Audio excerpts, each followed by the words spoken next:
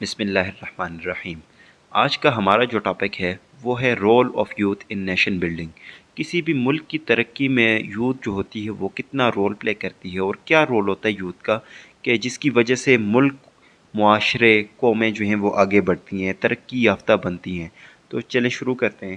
یہ بات تو آپ سب کو پتہ ہوگی کہ یوتھ جو ہوتی ہے وہ کسی بھی ملک کا جو ہوتی ہے قیمتی اثاثہ ہوتی ہے۔ جو فیوچر ہوتا ہے کسی بھی ملک کا وہ یوتھ ہوتی ہے۔ کیوں؟ اس وجہ سے کہ جو فیوچر میں جو انسٹیٹیوشن رن کرنے ہوتے ہیں، گورنمنٹ مشینری رن کرنی ہوتی ہے، جو اسٹیٹ کو رن کرنا ہوتا ہے وہ اسی ملک کی یوتھ جو ہوتی ہے وہ رن کرتی ہے، ٹھیک ہے۔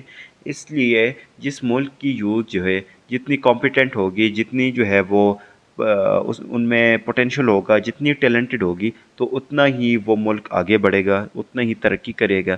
لیکن اس کے برعکس اگر کوئی کسی ملک کی یوتھ جو ہے وہ ٹیلنٹڈ نہیں ہے تو اتنا ہی وہ ترقی پذیر ہوگا، ٹھیک ہے۔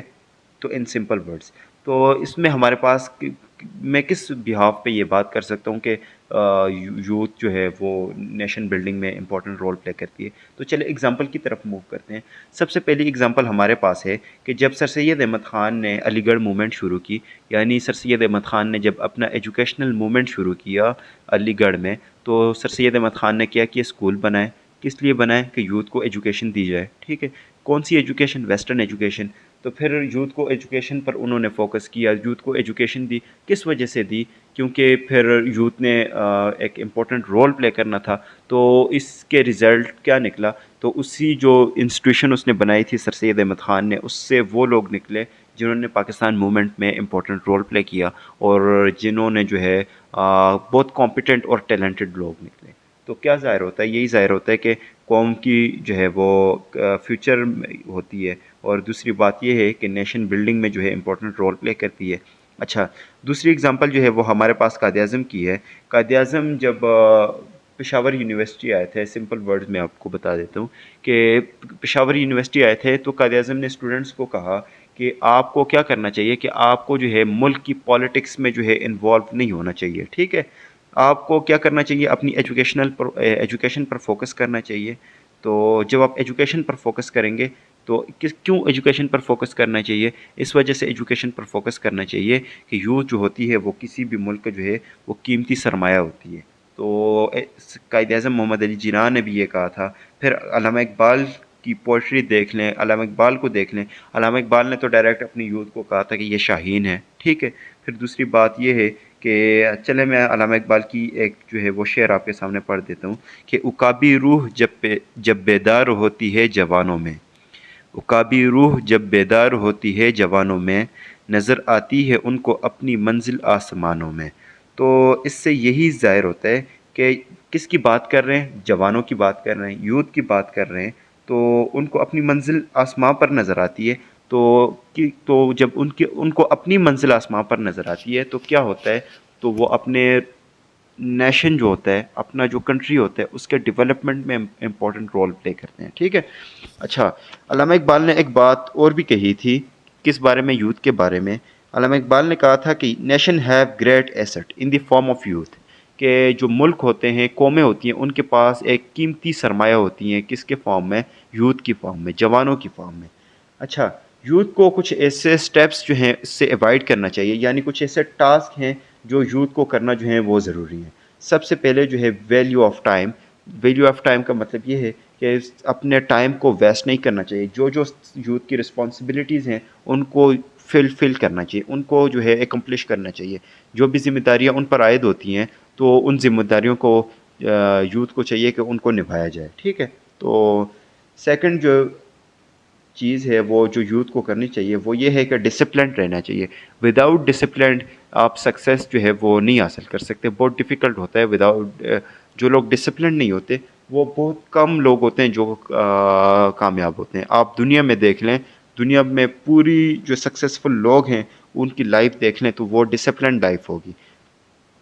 انڈسپلن لوگ جو ہیں وہ کامیاب نہیں ہوتے، ٹھیک ہے۔ تو ان سمپل ورڈ، جب یوتھ ڈسپلنڈ ہوگی تو وہ ایزیلی اپنا جو رول ہے، اپنے جو نیشن بلڈنگ ہے میں جو ان کا پازیٹیو رول ہے وہ پلے کر سکے گی۔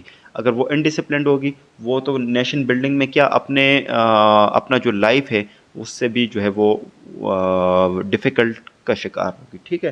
تو تیسری چیز وہ ہے تھنک بیفور ایکشن. اس بارے میں چائنیز کی ایک کہاوت بھی ہے، پروورب بھی ہے کہ بیفور ٹیکنگ ڈیسیژن، یعنی آپ کو کسی ڈیسیژن لینے سے پہلے آپ کو 100 ٹائم سوچنا چاہیے.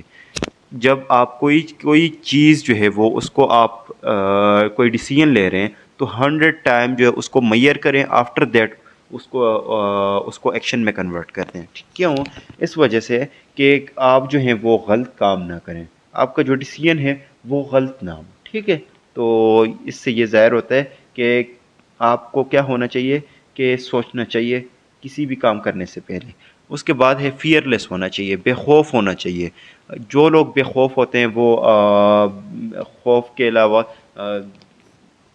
ڈفرینٹ باتیں بھی ہیں جو ہے بریو سے ریلیٹڈ، ابھی میرے ذہن میں نہیں. Success comes only to brave people اور something like this and that, کہ یہی اس طرح سے ریلیٹڈ ہے. ٹھیک ہے. تو اچھا اس کے بعد ہے کریکٹر ان کا اچھا ہونا چاہیے. ٹھیک ہے.